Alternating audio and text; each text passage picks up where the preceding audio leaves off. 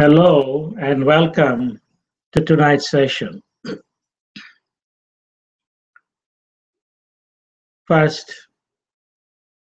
if you have joined us for the first time, my name is Arun Mistry, go by Sriji Arun as I travel this journey.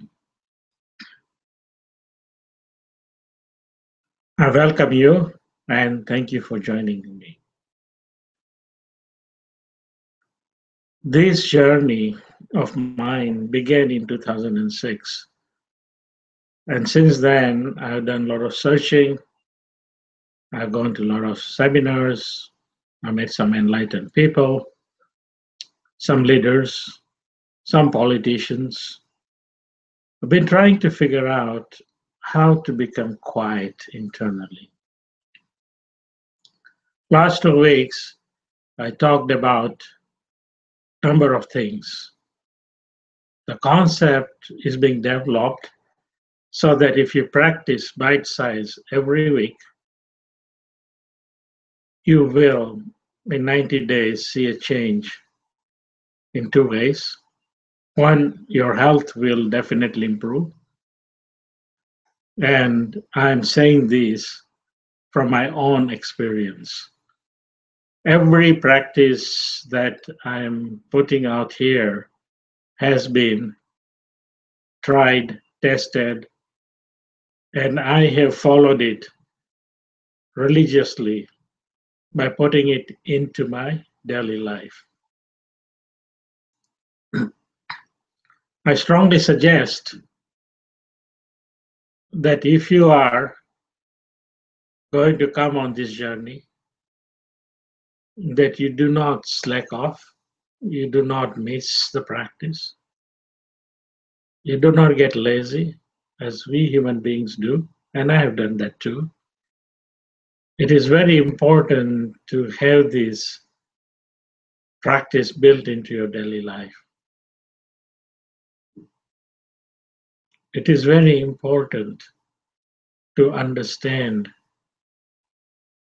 that without any kind of practice, you cannot move forward. I have already mentioned when you are born, you have to learn to crawl, then learn to walk, and it was all practice, practice, practice. Same thing through your school days, high school, college, university. You could not be there today if you did not follow a practice, made a commitment.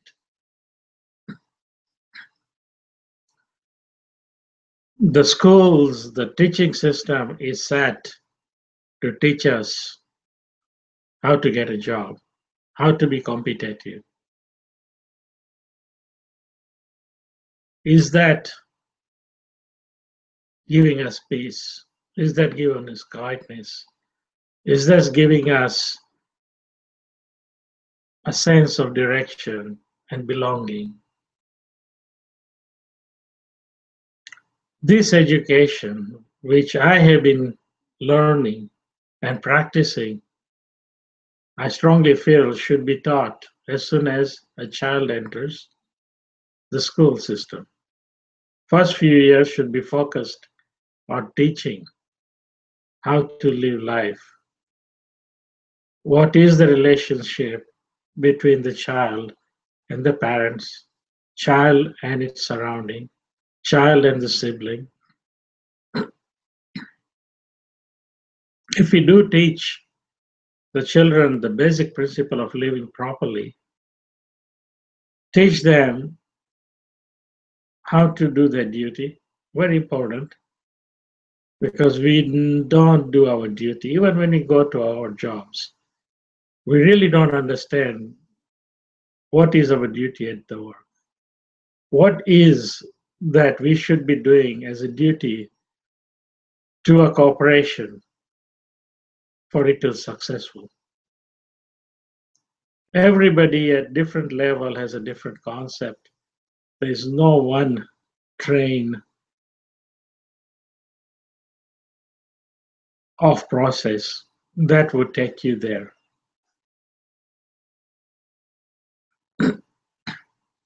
In last 2 weeks, I talked about the social economics. I talked a little bit about financial economics, and we started the practice with a little bit of breathing.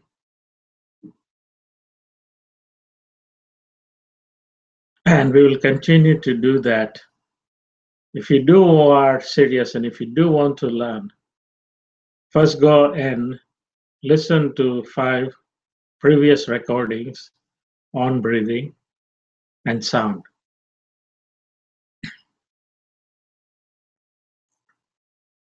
I will touch a little bit on the technology today, our body's technology, and then we will continue to build in the 4th week what we should do in daily life, and then we'll continue to build on this practice. So, how does our body work? You can read all this, and I call it Dr. Google, because Dr. Google can give you all sorts of answers. Some good, some bad, some meaningless, and provided how you listen to it, how you talk with it, how you deal with it, and how do you find what is the truth. I'm going to break it down in a very simple term how our body functions. I come from science and technology. I love computers. I love technology. I've been at the forerunning of each and every technology that has been introduced in this world, starting from tubes to transistors to computers to electronics as it went from transistors to microchips. I have personally been involved in some of these. In terms of telecommunication, that's where my strength is. I have been involved from the days of two-way mobile communication to the big beepers, pagers that people carried, to all the way to today's cellular technology. Having done so in this world and understanding how the technology works, from 2006, I started to look at, is our body in any way or form technologically same as the technology we have been inventing, discovering. We give them all sorts of names. Was the technology here before? Some people says you can access this technology from the ether, from the universe, from the consciousness out there. Is that true? I'm just posing some questions to create a thought process. Let's look at our human body.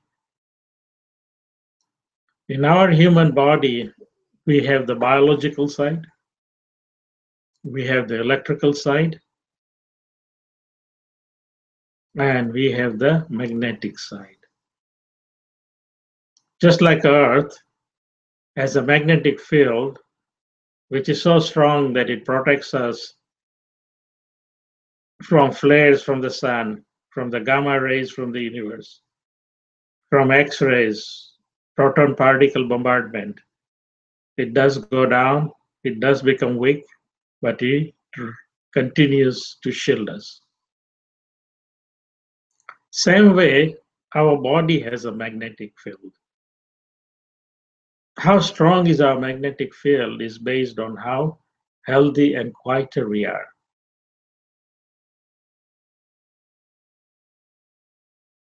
And since the magnetic field is directly related to electricity,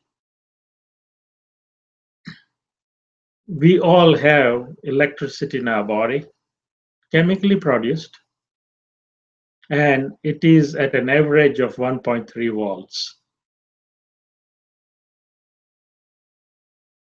If your body electrical system goes down to less than a volt, it is guaranteed that you have one of the major diseases. Your immune system would be jeopardized, your ability to heal is jeopardized. It could be any of those things, starting from a headache. Headache is the most common sign of the first element where the body is compromised. You will shortly understand what I mean. So that's the electrical side. And then we have the biological side. We have live cells that function in different ways depending on what organ they are in. And they continue to work. They die, they reproduce exactly the same way as before. Recent scientific research has shown, and it's not only recent, 200 years ago, there was research. In 1800s, there was a research where they took part of the body, the muscular part of the body or the flesh part of the body, and put it in a petri dish, kept it alive, and put it in the next room. Everything this body was able to feel, they show similar electrical changes in the mass that was sitting in the next room.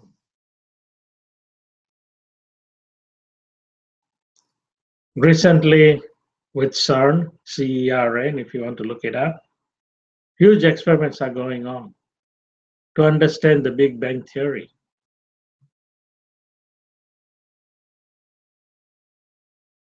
That is the research that will change the world. People say it's not safe. If you go on the internet, people are saying that it's going to destroy this earth.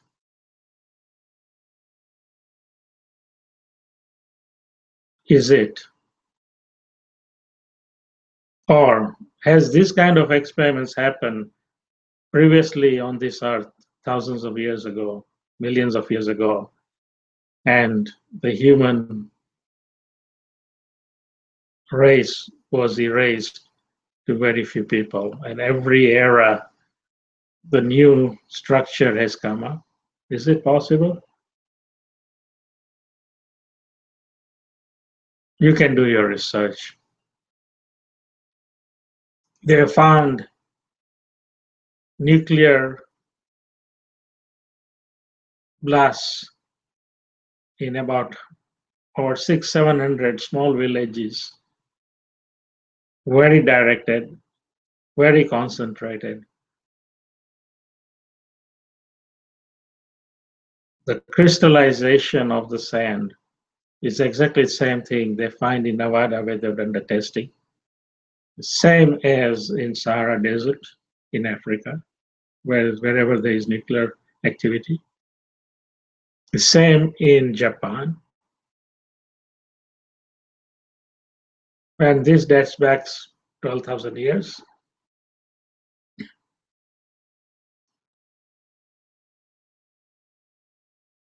So everything that you listen on internet regarding sun, there is pros and cons, how you look at it. There was a huge thing that was going on. September 23rd, the Earth will be destroyed. There's a planet X coming into this orbit and will be all impacted.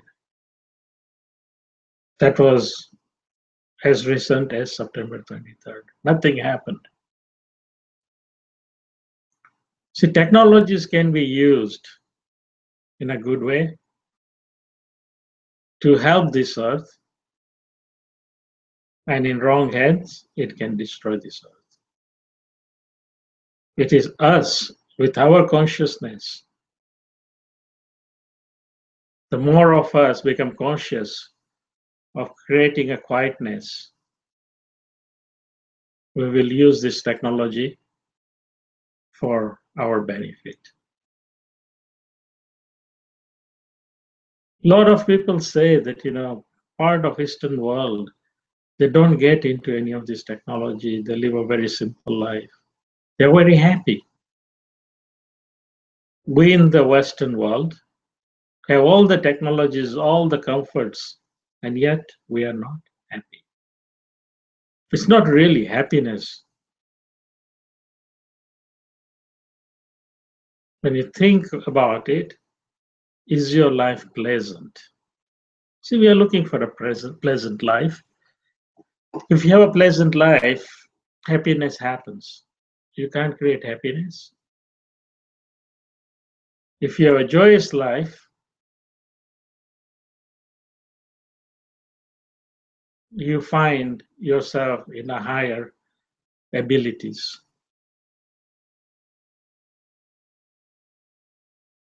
So that is what we are looking for, is to interact,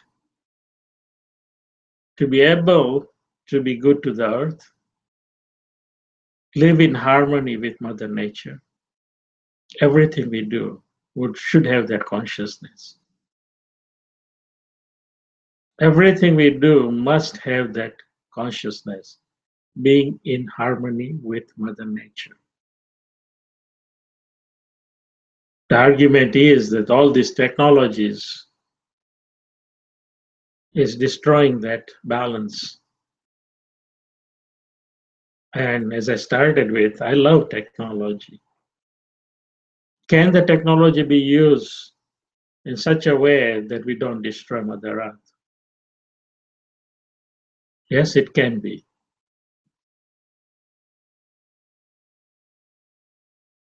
We can use the technology to enhance our life, at the same time create an harmony with nature.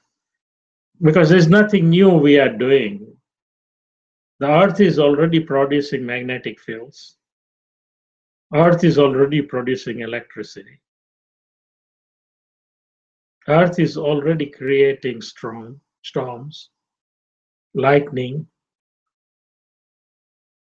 See, Mother Nature is doing everything we are thinking of doing.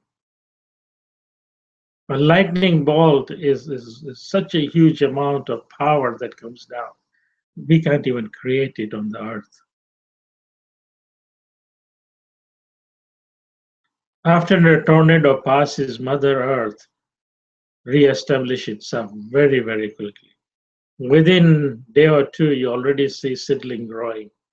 Within a week or two, you already see something being established on this earth.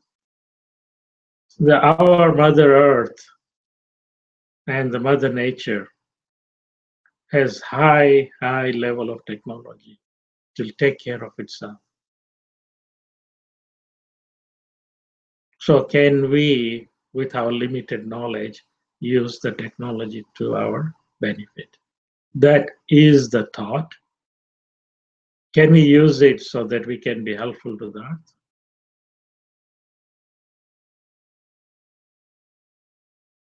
So I have a thought process going. I'll just come back to our body now. So I've established with you that we have a magnetic field, we have an electrical field, and we have biochemical reaction happening in our body. One thing that we all debate about is soul. Do we have a soul? Do we have a consciousness? Do we have this amazing energy? Whichever term works for you, it's great. As long as you agree that this force we haven't been able to harness. We are born, and with birth comes this force. And when we leave this earth, when we die, this force disappears.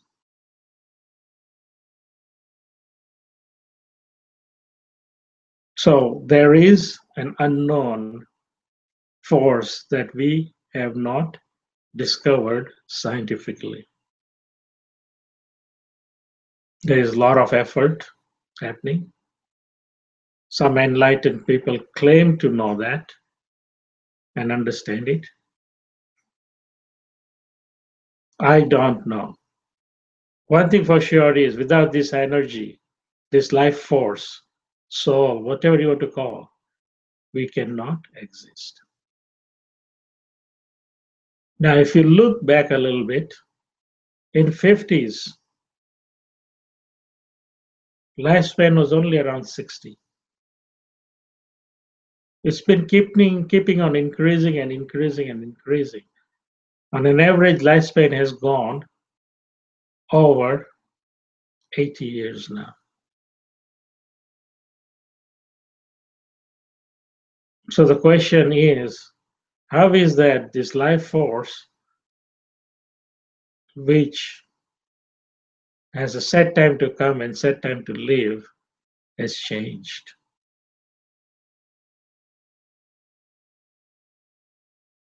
With all the technology, all the advancement, all the better living conditions, we are living longer and longer. There are more centurions, 100 years plus, on this earth than there was 50 years ago. So, what is it that is causing this life force to increase its span of being on this earth longer and longer?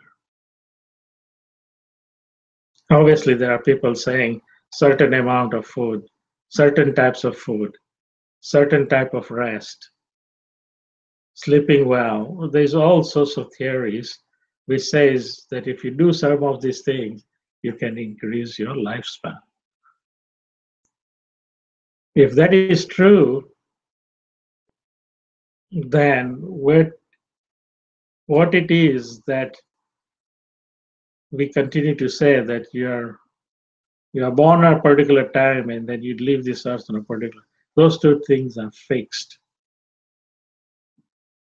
It's a very controversial discussion. I suggest that don't go there. There's no answer with our present technology and our present understanding. Let's come back to who we are as a human being. How do we function? We just established that we are biochemical. With this life force, we continue to function. And I'm going to take you to a computer now. If you know enough about the computer, this is how the computer works. Bear with me. There's electronics in it, has no value until you call on it to work in a particular way by providing it a fixed program. This fixed program is called BIOS. That is the basic intelligence to make this machine work by sending signals with 0 volt and half a volt, quarter volt. Most of the computers work on an average at 5 volts. So all this data that goes forward and backward, the computers that will go zeros and ones have to be manipulated by some programs to make sense of it so that it functions. The basic system, operating system, is known as BIOS. As you turn on the computer, that's the first thing that gets loaded. And it sits and waits. If you add the second program, which is known as operating system, then it becomes alive and starts operating in a fashion that somebody has designed. We have Microsoft operating system. We had Linux operating system.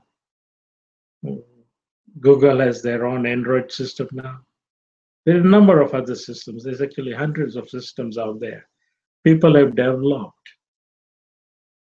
to do a particular function for a particular type of work. Let's remain to the basics. Microsoft operating system is great.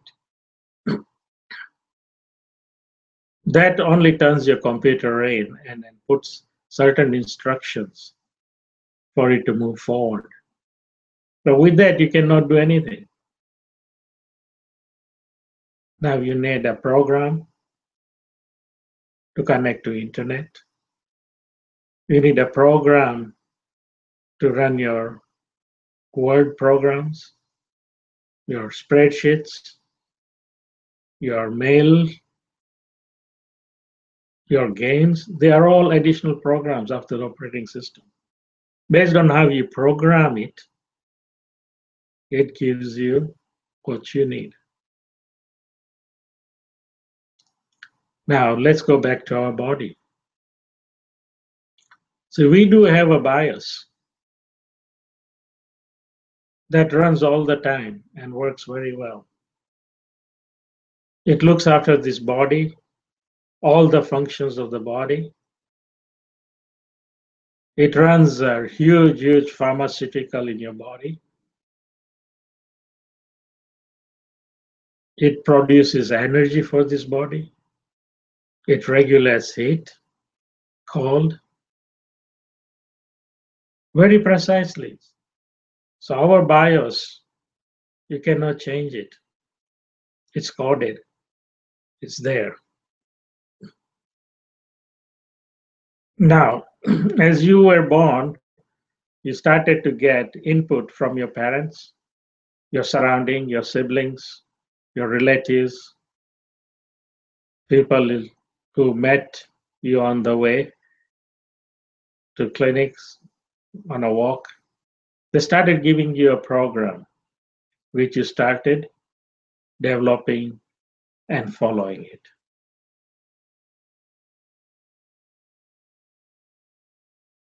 Now that program continues to develop until the age of 5 or 6 or 7. During that time, you would have no fear. You have no concept what fear is. Everything is fun. Everything is delightful. Everything is an adventure. The more the parents says no, the more you would have done. You would have stretched the boundaries until the end result would be some sort of a herd which you would learn and put it in your program, how far to stretch. While you're doing all these things, your eyes, your ears, your smell, your taste, your touch, all these are putting input every minute you are alive, every microsecond, nanoseconds, picoseconds, if you want to break it down. It is so tuned into your surrounding that it will pick up each and every signal, even though you are not aware of it. All this information is then stored in your brain. The huge muscle in your head is a huge storage.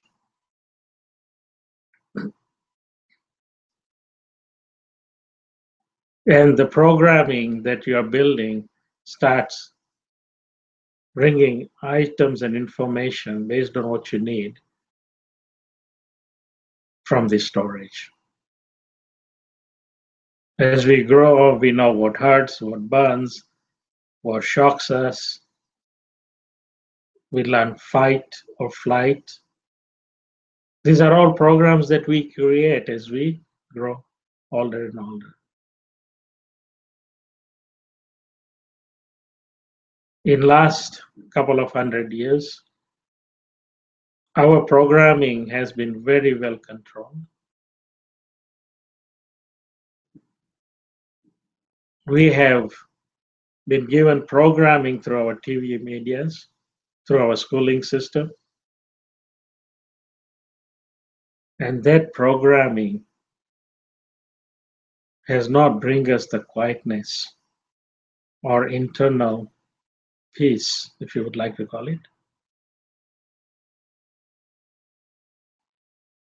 Because the programming should be the other way around, is to understand the mother nature, how it functions, what is the right thing to do, what is your duty, and how you should live life.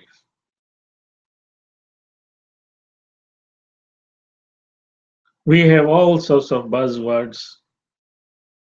We have people saying karma. Karma means action, really. Basically, action. It's like sowing a seed. If you sow the seed and take proper care of it, it will give you a bounty after a year, 2 years, few months, depending on its nature. We are the same. So everything you do, if your action is in harmony with Mother Earth, Mother Nature, it will produce good results in future. If your actions are selfish or your thoughts and actions are for self fulfillment, you will continuously remain disturbed.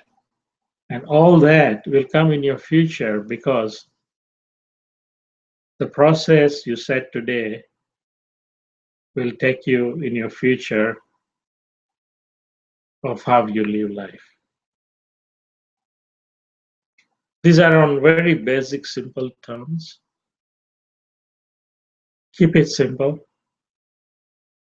so that you can refocus.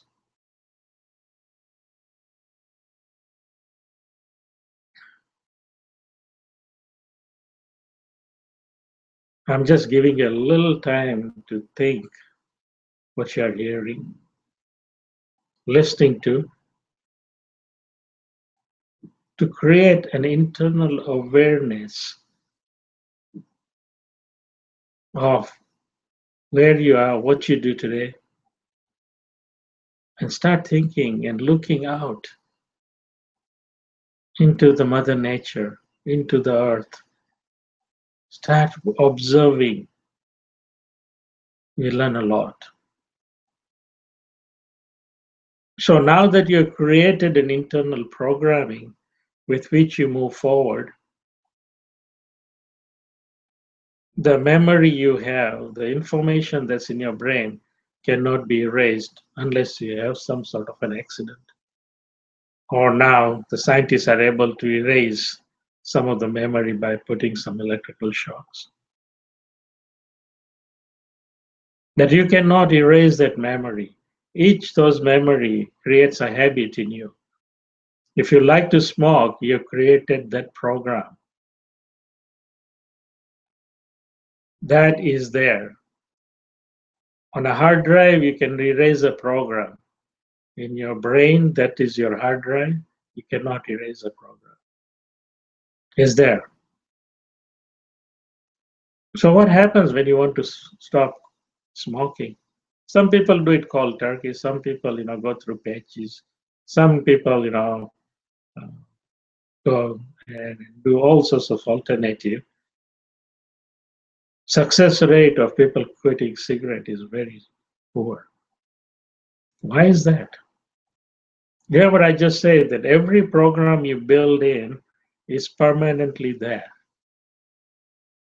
So you can't erase the programs. How do you change that? I'm using smoking as an example, But every habit you have is permanently there.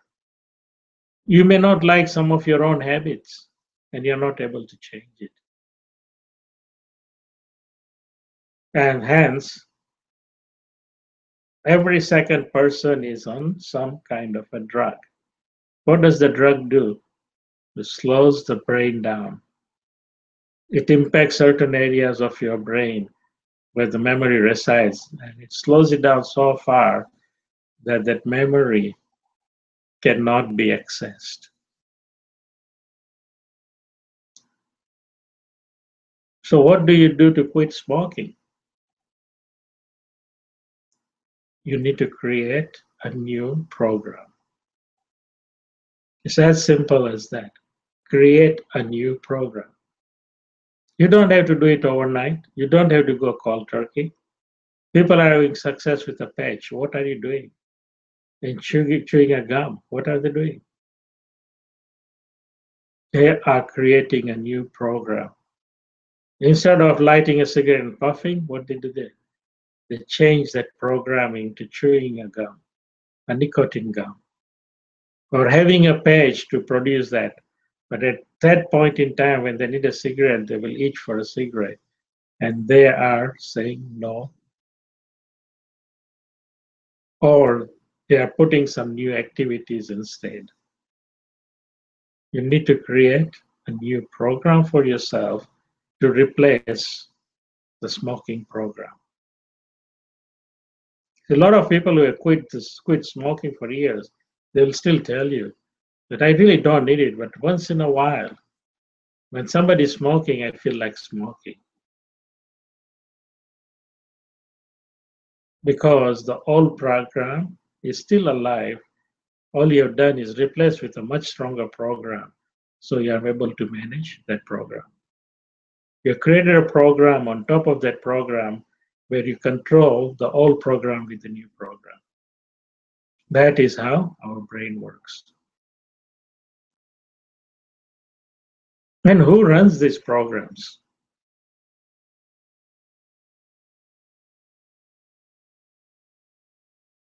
Is your mind running these programs? We don't know what the mind is, where it resides, where it exists. I mean, in a computer, you have microprocessors and you give it instruction and, it starts doing things by the instruction you give.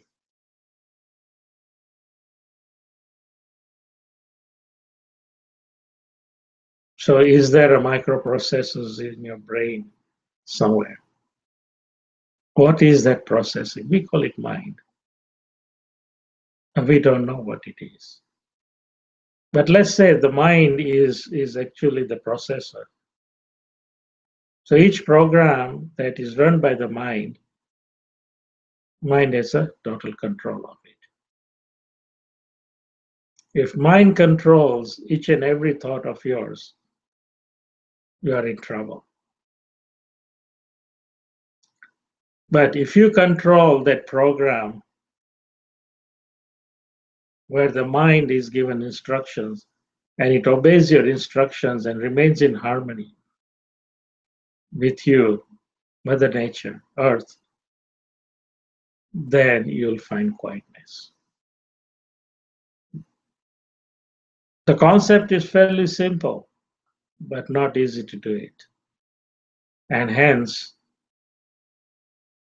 I have been doing a practice that has brought me a lot of internal quietness. I plan to share it with you guys. Whoever wants to practice it. And if you find during that practice that there is a better way to take a step further or step further, I'd be more than happy to hear, listen to it, and actually I will practice it with you. If we find it does work better, let's give it to the humanity.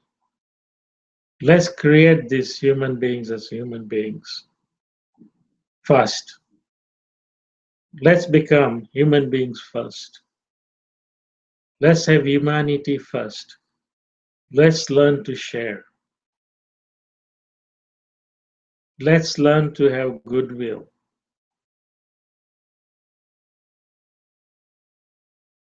Let's learn not to find faults with each other. Let's find ways to not say what is wrong, but what is right. Even there is something that is wrong, there must be something in it which is right. The earth has darkness and light. We have good and bad. Everything is balanced.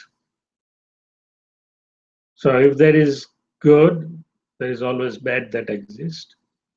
If there is bad, there is also good that exists besides it. In order to create a good balance is to understand this concept so that we can create more goodness in balance and manage the disturbance better.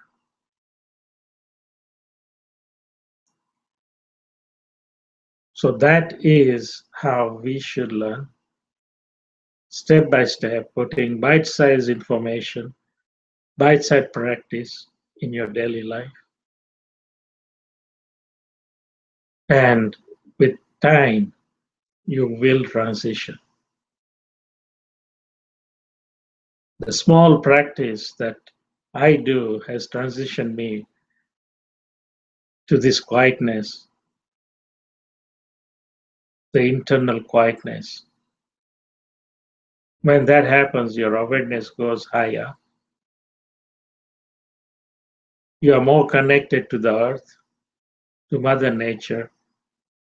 You get more connected to people.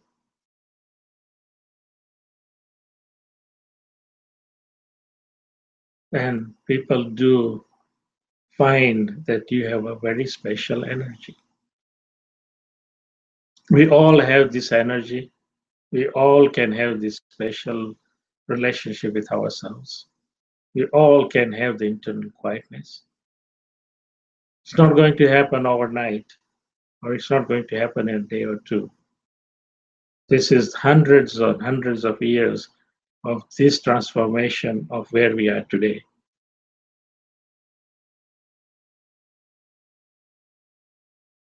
We need to start somewhere. Put this practice in a bite size in your daily life. Start with 12 breaths. Introduce the sounds, the frequencies.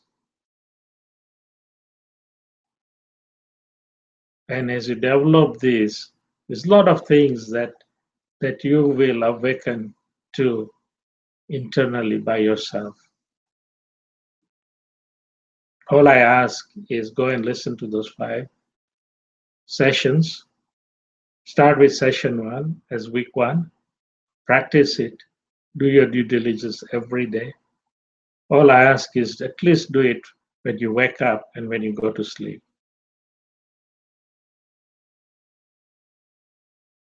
Make it a habit. It doesn't take any time. You're going to go to sleep anyway. How hard is 12 breath? On an average, a breath is 6 seconds. That's 72 seconds. Not even a minute and a half. If you put this practice in your daily life, as you build this practice, you'll find that you will do it without creating the practice. But now you'll be reinforcing. Every time you think of it, you are going to continue to reinforce this practice. So that is how our body works. Next week, I'm going to talk a little bit more about our mind and how we think and how we can take control of the mind by this practice. So join me next week. I thank you for joining us today. We'll do the 12 breaths now. If you are here before, you know what to do. If you're not, I will give you a good, quick description, and then we'll go into breathing. We will take first 3 breaths through the nose and blow it out to the mouth. You take a slow, deep breath through your nose and exhale it by pulling your abdomen and as quickly as you can. Then we'll take 3 deep breaths in and out. Then we will take 3 more deep breaths, and I will speak and let you understand what you need to do. And finally, the last 3 breaths will bring it home.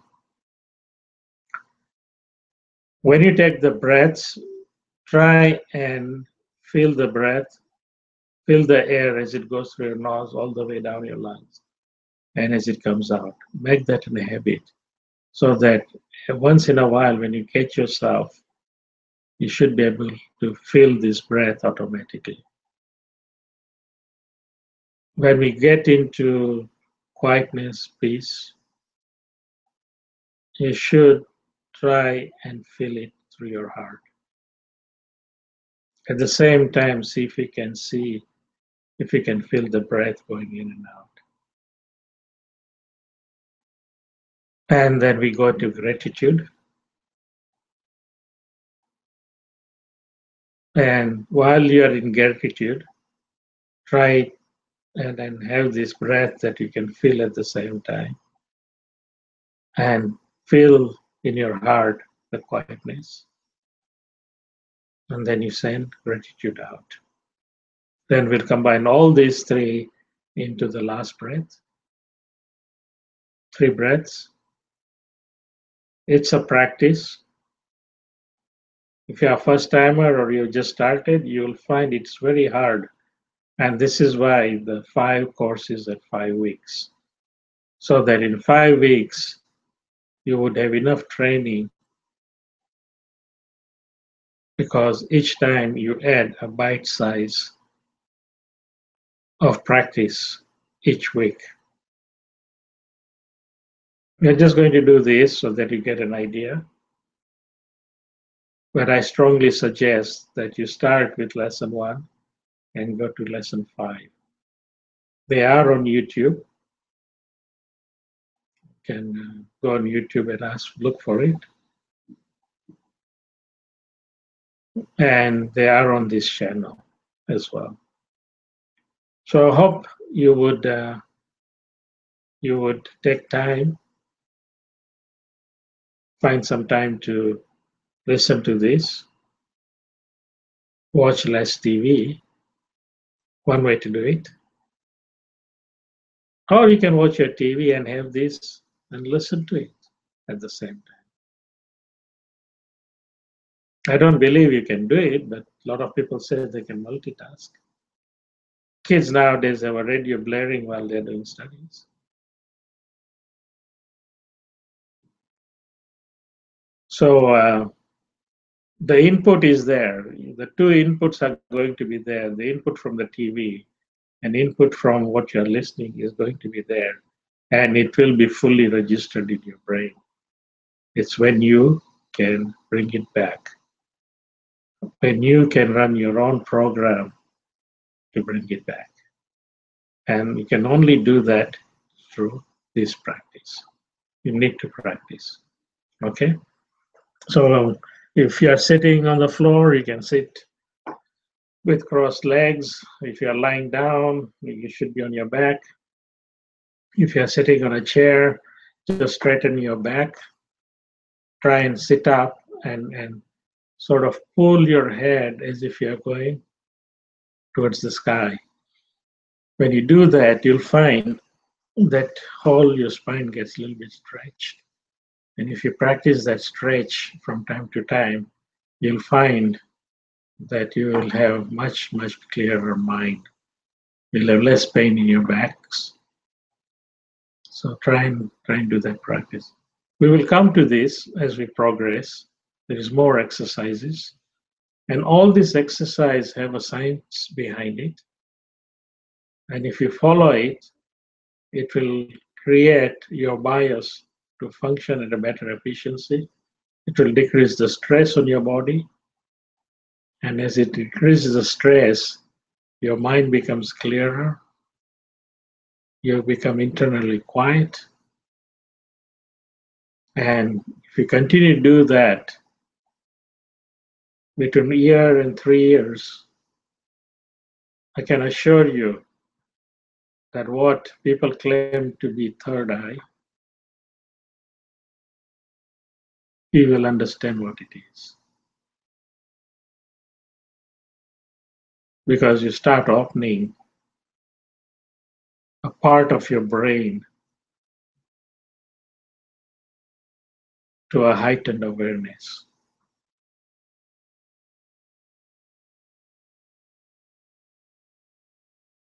Our brain has the capacity to take us there.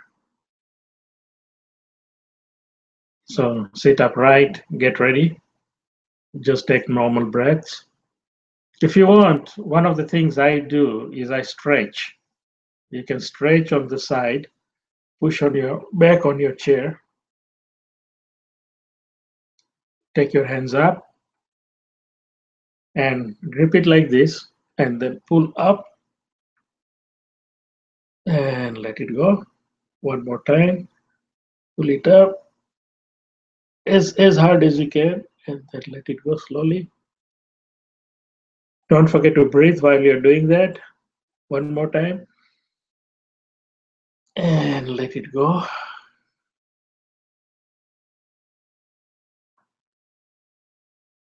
You can take your head to the right and to the left. Nice and easy. One more time. It always helps from my practice and my own that if you do anything 3 times, it seems to work better. You can go sideways.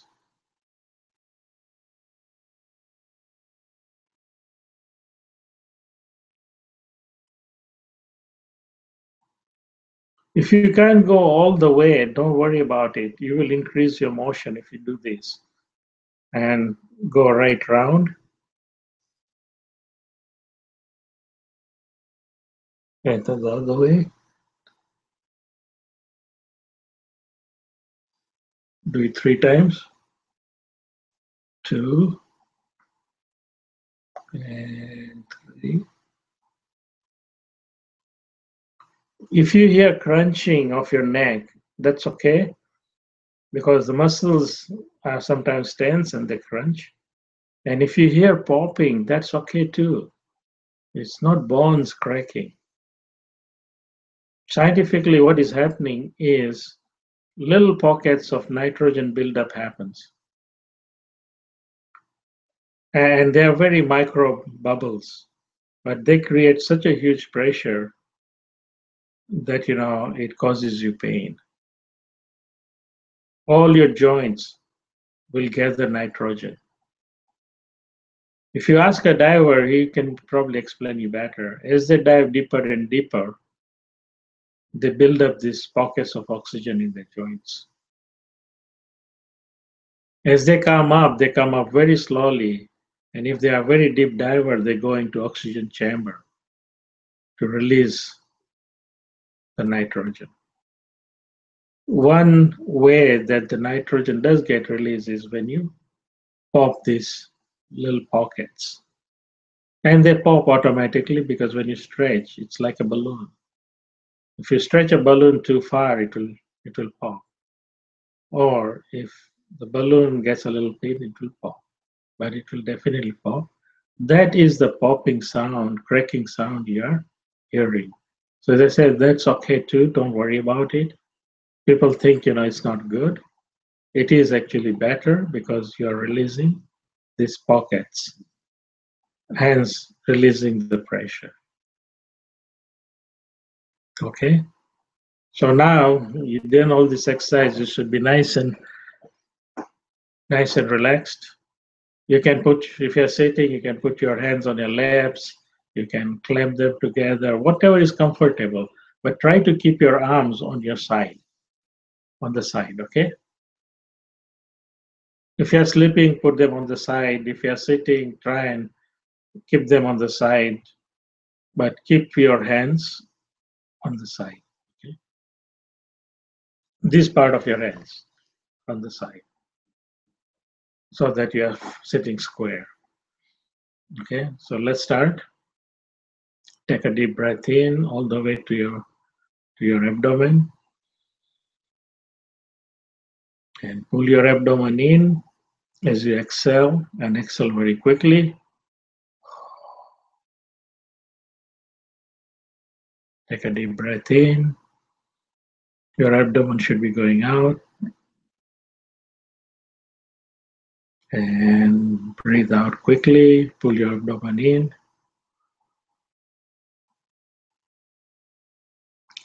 Take a deep breath in. Nice and slow. Feel the air as it goes in and push it out. Feel the air as it comes out.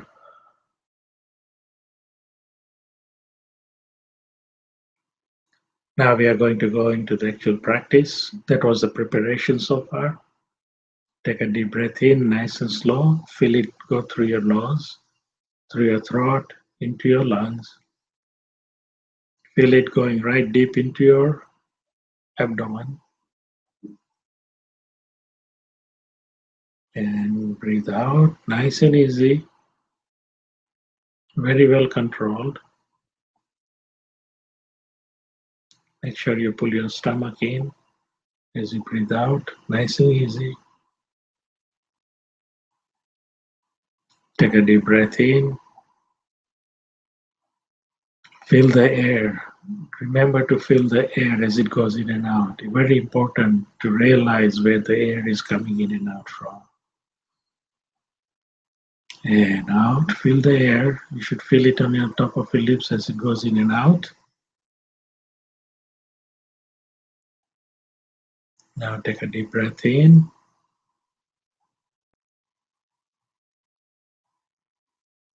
And as you breathe out, feel the quietness from inside being pushed outside. Bring in quietness, stillness around you, around the space you're in. Feel it in your heart. Take a second deep breath in. And as you breathe out slowly, feel in your heart the quietness in each and every cell, the stillness in each and every cell you've just created. And you're going to create the stillness, quietness around you, around the country you are in, around the earth, around the universe, and around the galaxy. Create that intention nice and strong. Take one more deep breath in. Don't forget to feel the air as it goes in and out. Focus on it. And as you breathe out, feel the quietness, the stillness you have created with the intention in your heart. Feel it in each and every part of your body, in the space you are in, on this earth, on the universe, and in the galaxy. Let's do it one more time. Take a deep breath in. Feel the air as it goes in and out. And in your heart, with an intention that you have now established 100% quietness, stillness inside you, in each and every cell of you. Have that intention, and it has caused to happen. Now, as you take the deep breath in, feel the air and remember your intention, the quietness, the stillness in your heart as you breathe in around you, around the earth, around the universe, around the galaxy. Keep that intention going As you breathe out, remain in gratitude to Mother Earth, Mother Nature, and the Sun for providing us with our sustenance and the air we breathe. Take a deep breath in. Remember to fill the air and also the intention that you created complete stillness everywhere in this universe, galaxy, inside. It exists right now. Feel it as it comes. And as you breathe out, say to yourself, I'm grateful to the Sun, Mother Earth, and Mother Nature for providing me with my sustenance, my needs, and the air I breathe in. Feel it in your heart and put the gratitude out. Take a deep breath in, feel the air, feel the peace and quiet, stillness. You have created that. You are the master of it. And as you breathe out, say to yourself, you can say it loudly if you want, I'm grateful to the Sun, Earth, and Mother Nature for providing me with my sustenance and the air I breathe in. I thank you all.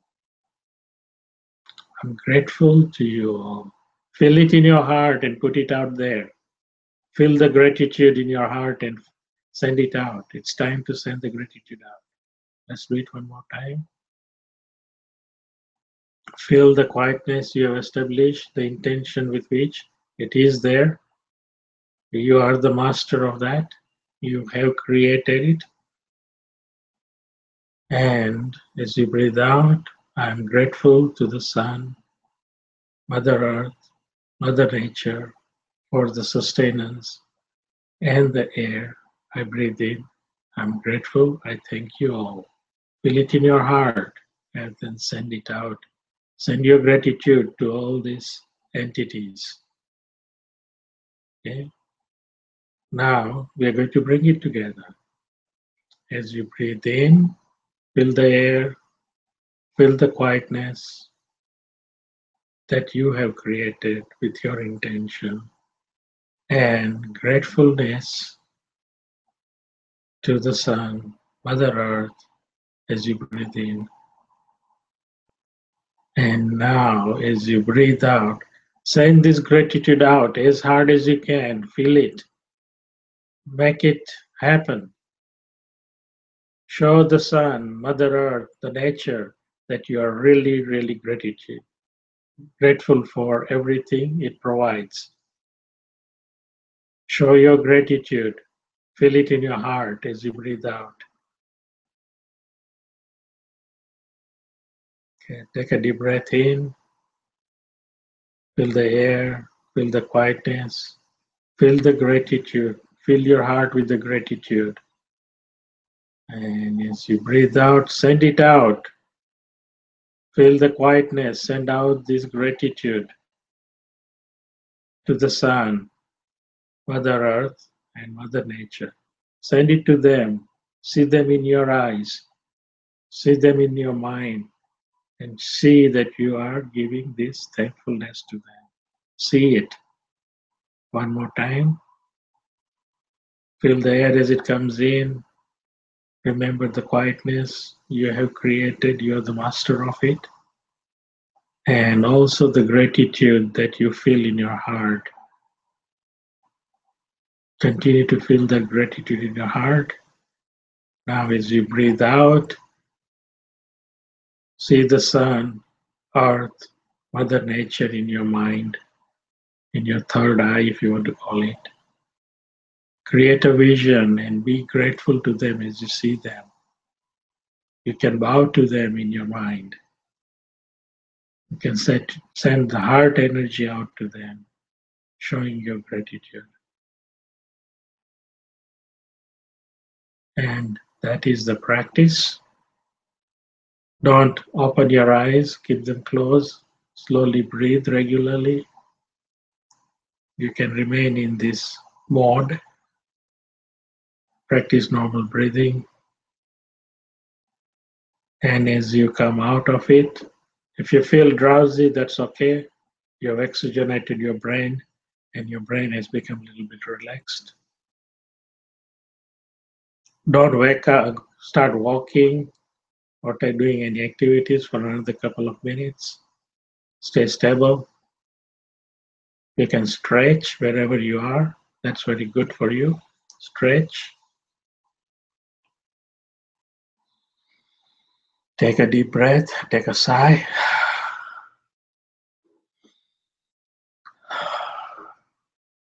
Make that noise. It's good for you.